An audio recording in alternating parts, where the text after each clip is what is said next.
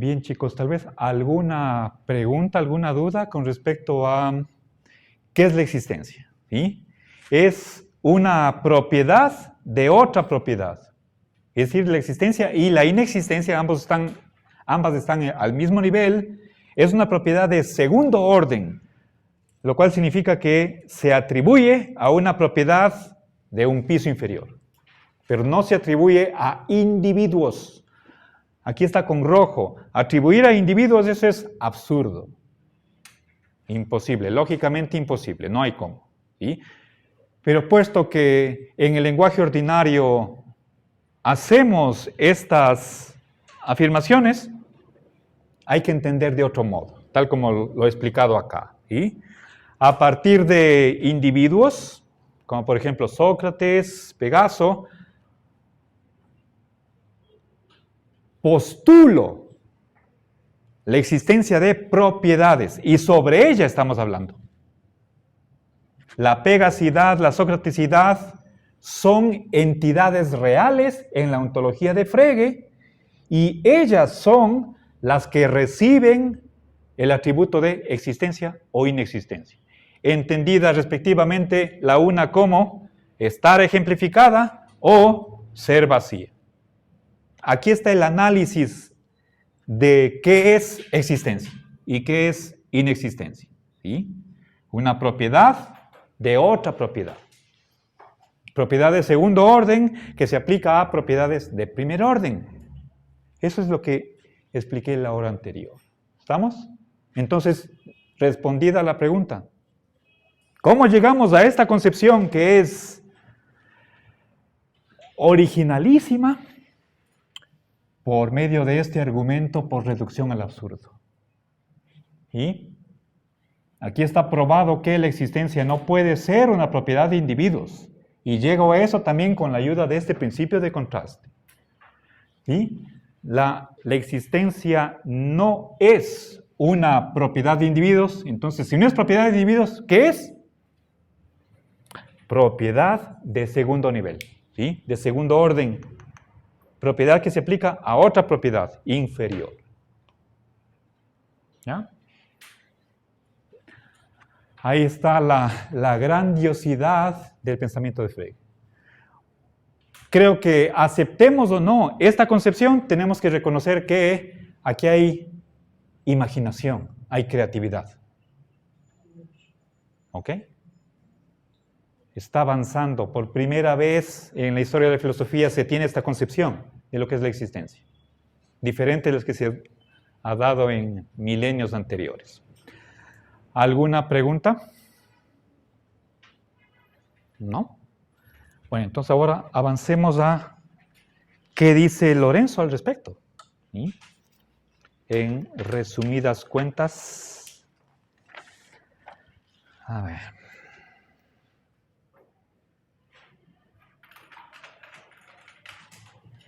A ver, dice varias cosas.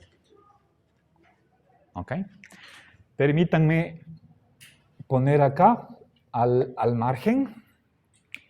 Primero, va contra los hechos.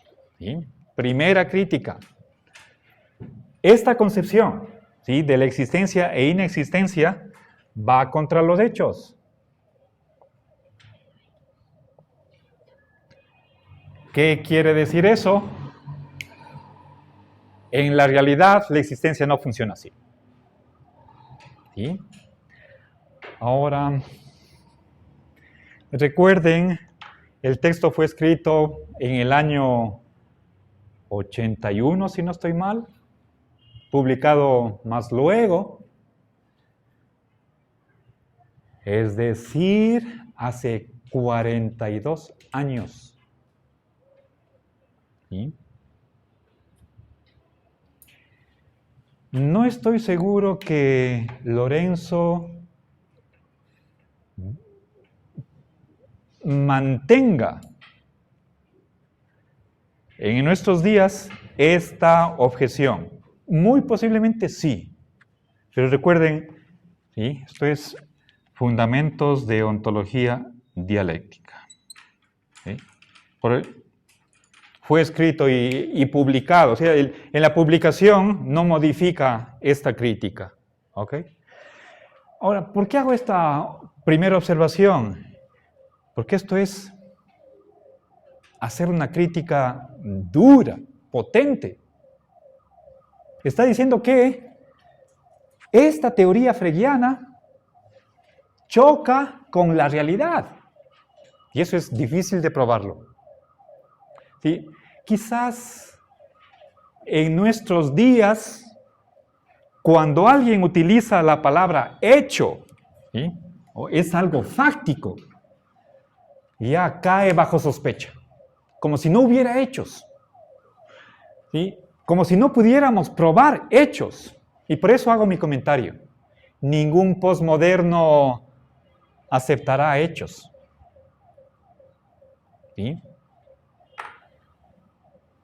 O si es que los acepta, dirá que es dificilísimo probar, o casi imposible.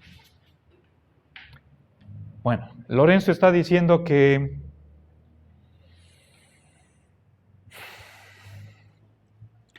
esta teoría no casa, no compagina con algo fáctico. ¿Con qué hechos? Con hechos que se revelan, se manifiestan en el lenguaje. ¿Sí? Nuestro hablar cotidiano, que debería decirnos algo significativo a los filósofos, ¿sí? Cuando hacemos afirmaciones de este tipo, ¿sí?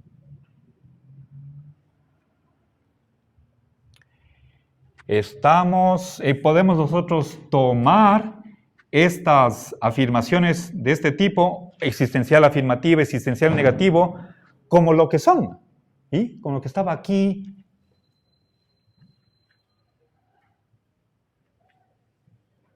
prohibido por Frege, ¿sí? Entonces, hablamos, nuestra habla, ¿sí? Nuestro lenguaje,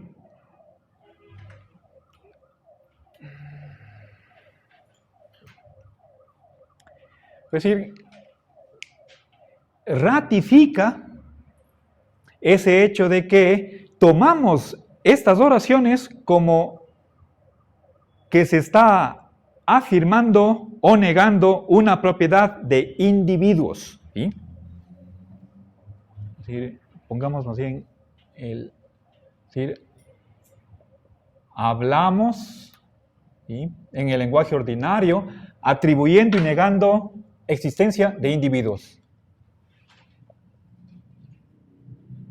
Atribuyendo existencia o inexistencia de individuos.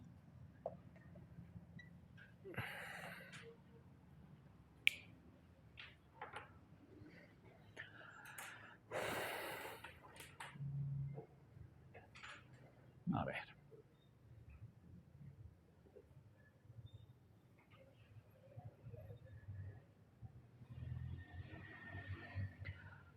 A ver, por ejemplo,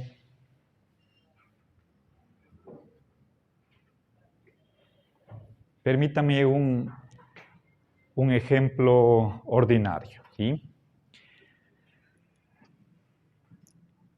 Vivimos en una urbanización y las casas de al lado tienen el mismo cerramiento con el mismo tipo de puerta, de modo que cuando la puerta de alguna casa vecina suena,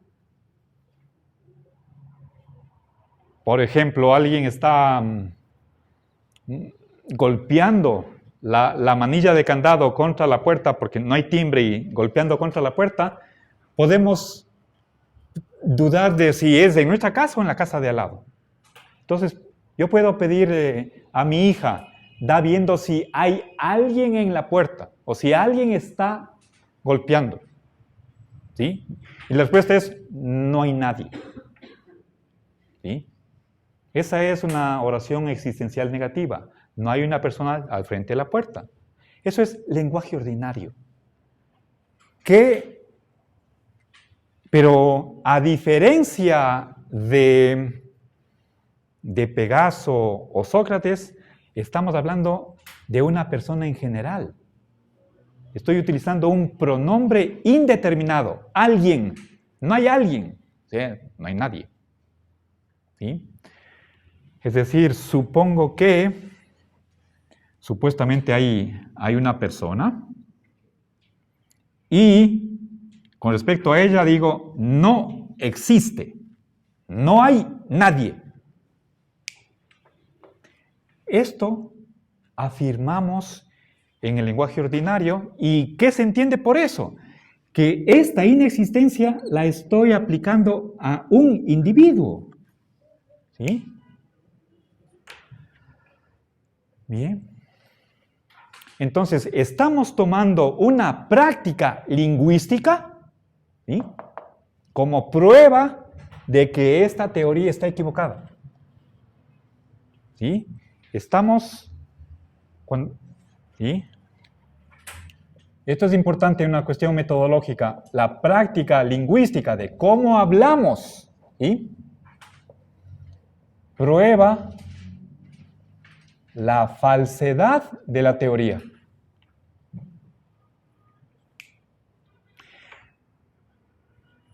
Esto puede parecer una crítica sencilla, ingenua.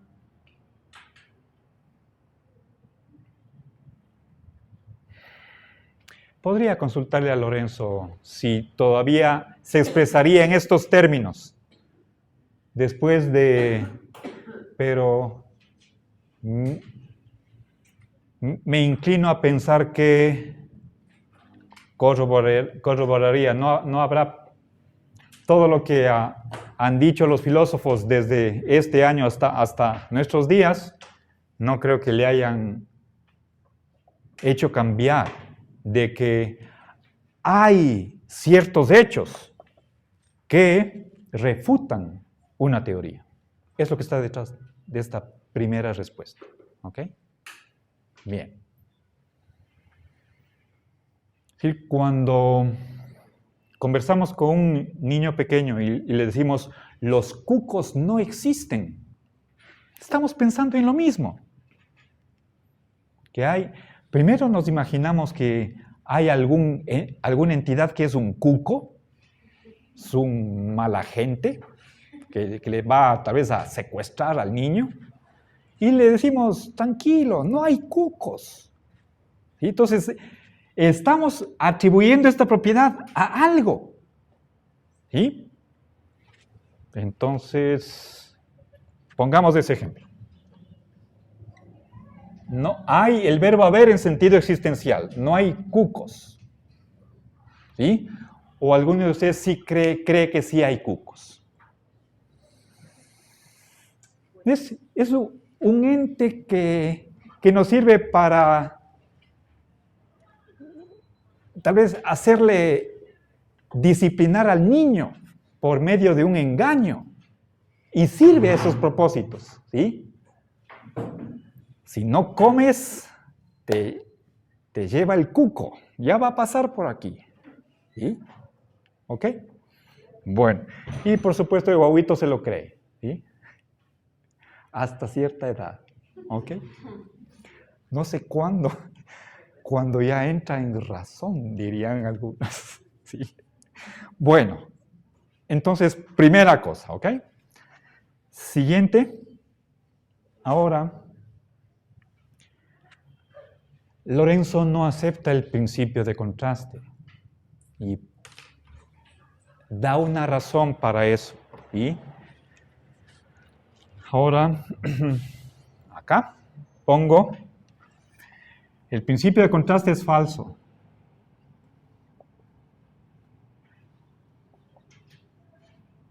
Contraste. ¿Por qué? Recuerden, ¿qué es lo que decía el principio de contraste? Que la negación de existencia es absurda. Negar, o sea,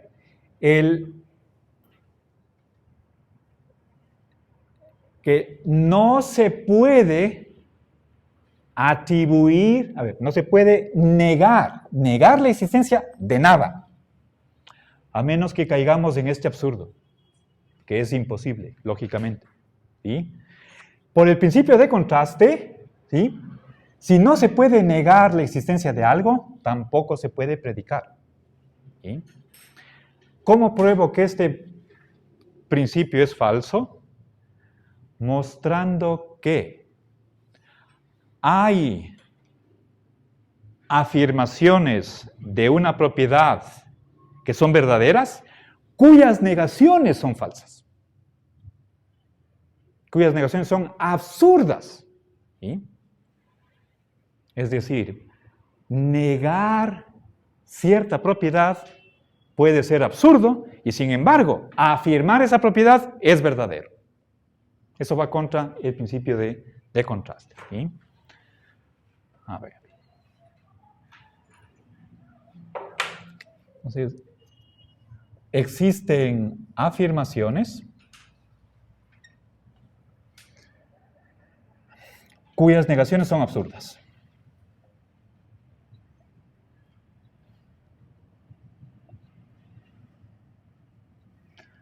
A ver, chicos, para que me entiendan,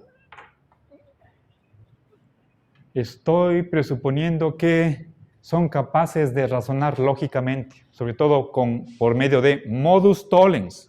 Y aquí tengo yo un condicional. ¿Sí? Si la propiedad es predicable, tiene que darse la negación. La negación de la predicación tiene que ser posible. ¿Sí? Entonces, pongamos que, en otros términos, ¿sí? No negable. Conclusión, sáquenla. Si una propiedad no se puede negar, ¿qué concluimos? Si no hay esto, no.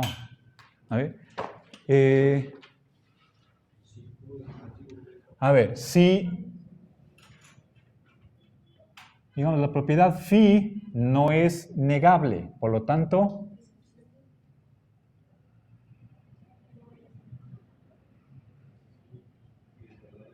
no afirmable.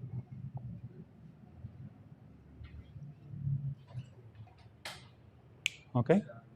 Simplemente apliquemos modus tollens a este condicional. La negación del consecuente, no negable. Aquí es negable, acá pongamos no negable, aquí predicable. Pero de la negación del consecuente, la negación del antecedente. Pongamos, para que esto sea correcto, pongamos con negaciones totales. ¿Ya? Bien. Esto es equivalente al principio del contraste, simplemente aplicando modus tollens, lógicamente equivalente. ¿Ok? Ahora, para demostrar que esto es falso, ¿sí? Veamos que estoy diciendo,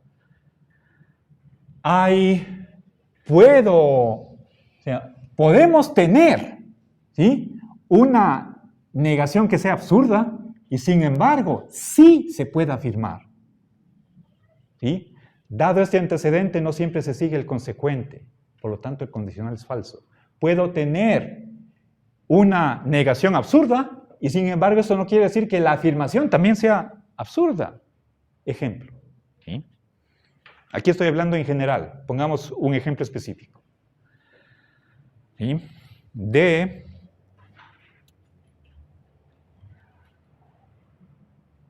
una afirmación con sentido, por lo tanto verdadera, y sin embargo, ¿sí? Negar esa afirmación nos lleva a un absurdo. Tenemos esto, ¿sí? Y sin embargo, o sea, el tener una negación absurda no implica que también la afirmación lo sea. Ejemplo, pensemos en el famoso cuadrado de oposición de Aristóteles. ¿Sí? Y tenemos proposiciones A, E, I, O. Universal afirmativa, todo S es P. La universal negativa, ningún S es P. Particular afirmativa, algún S es P. Y la particular negativa, algún S no es P. ¿Sí? A ver, quiero tomar una I, por ejemplo, a ver,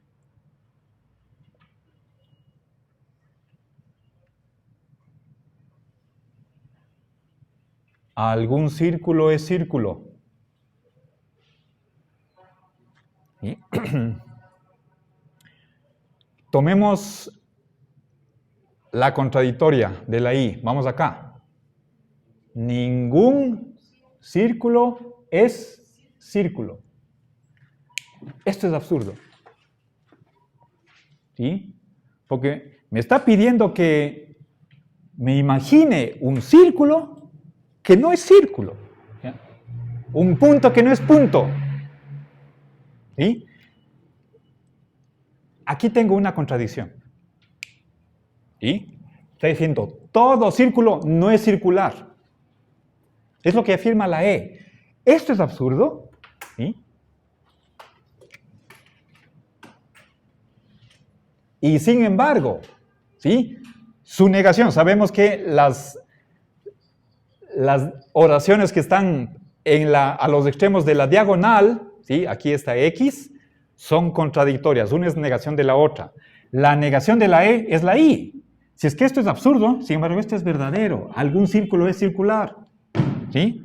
Ahí tenemos un ejemplo de una afirmación que es verdadera y sin embargo su negación es absurda. Entonces, en conclusión, no porque la negación de algo sea absurdo, también sería absurda la afirmación. ¿Sí? Si quieren, eso es más claro. Aunque negación de I, en general, quiero generalizar esto, lo que les puse es un mero ejemplo, pero hablemos en general. Aunque negación de algo sea absurdo, su afirmación puede ser verdadera. La afirmación que es la contradictoria de esta, ¿sí?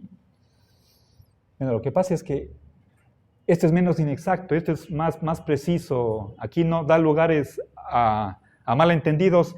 Esto lo pongo para que traten de entenderlo de acá. ¿Sí? Su afirmación, ¿qué entiendo por afirmación? Es decir, la contradictoria de la negación. ¿Sí? Pongamos su contradictoria para no decir inexactitudes. Su contradictoria es verdadera. Entonces, absurdo. Hay negaciones absurdas cuyas contradicciones son verdaderas. Entonces, eso niega el principio de contraste. ¿Ok? ¿Sí? Bien, y por último, veamos esto de acá. Sancho Panza existe y no existe. ¿Sí? Creo que la última crítica, la tercera que voy a añadir, consiste en decir que una contradicción no es absurda. ¿Sí? Una contradicción es lo mismo que un absurdo. ¿Sí?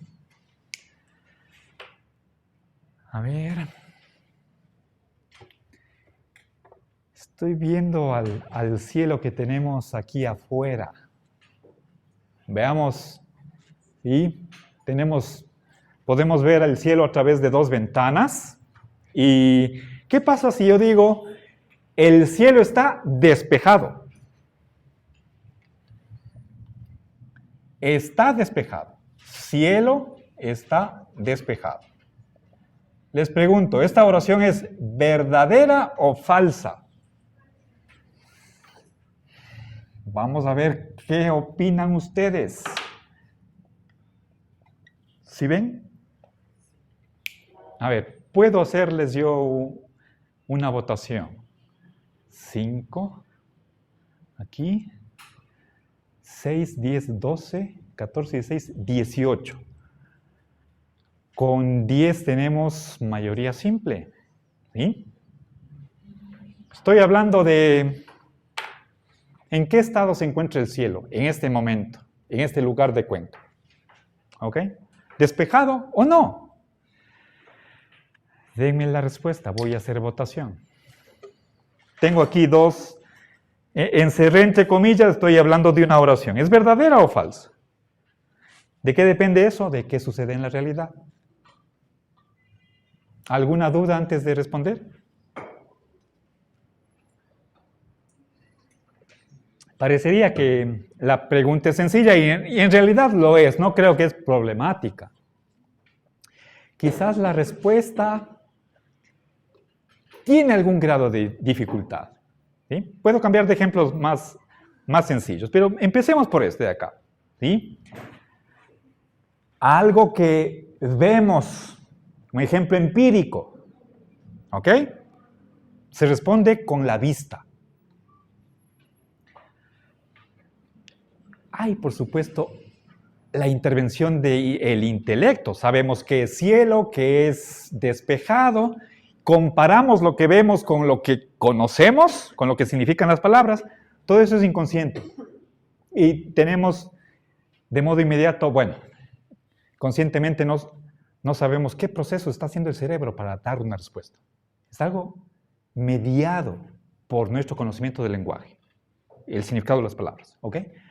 ¿Alguna dificultad en entender la pregunta? Creo que no, ¿verdad? Respuesta. Vamos a votación. ¿Quién cree que es verdadero? El cielo está despejado. Alcen la mano. ¿Nadie? ¿Ok? Bien. 0. Y eso es un número significativo. Me dice muchísimo. Falso. Alcen la mano. ¿Cuento? 2, 3, 5, 7... ¿Sí? 8, 10, 12. ¿Ya? Mayoría simple. El resto estaban aquí 18. Son 6. ¿Dónde les pongo? ¿Indecisos? No, aquí están ambos. Ya. Ok. A ver, ya. Usted da una respuesta. ¿Alguien más? A ver, pongamos aquí una tercera posición, indecisos, alcen la mano. 1, ¿quién más? Verán que eran 6. Ya tenemos aquí otra respuesta. 1, 2, ¿quién más? 2. Bien, indecisos 2. Me faltan 4. Ania ha dicho ambos. Sí y no. Y voy a sacar una tercera posibilidad acá, el verdadero y falso. Sí y no. ¿Ya? Esta es la respuesta dialéctica. Frege está pensando en o verdadero o falso, pero una de dos. No hay tercera posibilidad. Ania está pensando según la lógica no clásica. Una que admita la contradicción o no. A estas alturas del partido usted me dice que si soy Ania y yo ni sabría si existo, así que podría decirse. Ya. Si es que piensa como Heráclito, Platón, Hegel y Marx, entonces en la realidad se dan contradicciones verdaderas. ¿Sí? Es decir, tercera posibilidad, contradicción. Parcialmente despejado, vemos, está celeste, parcialmente no despejado, es decir, nublado. No es que está negro el cielo o totalmente tapado, no. En unos sectores está despejado, en otros no. ¿En qué nos quedamos? En sí y no. Ambas cosas. Hasta cierto punto lo uno, hasta cierto punto lo otro. ¿Sí? Entonces, el afirmar contradicciones no es ilógico. ¿Sí? Otro ejemplo y último, que ya no tengo más tiempo. Pensemos en, esta botellita, ¿sí? Tiene líquido, sí, ¿ven? Es un juguito. Aquí, queridos amigos, supongamos que aquí es una suposición. Si el envase es de 400 mililitros, pensemos que aquí tengo 40 mililitros. ¿Y? Entonces tengo una botella y el líquido está hasta aquí. Pregunto, ¿llena o vacía? Una de dos. Casi vacío. No, me está... A ver, pero... A ver. Líquido, jugo. ¿Sí? A ver. Estoy preguntando, Erika, ¿casi llena es llena? Ok. Quiero saber, ¿está llena o no? Usted dice casi llena. ¿Casi llena es ser llena? Ya. A ver, ¿otra votación? Piensen. A ver, conversen un minutito con el compañero.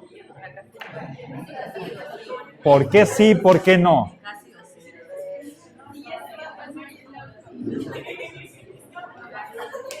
Una de dos. A ver. ¿Ya? Sigan.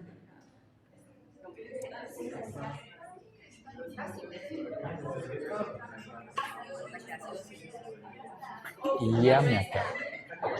Todavía hay un poquito.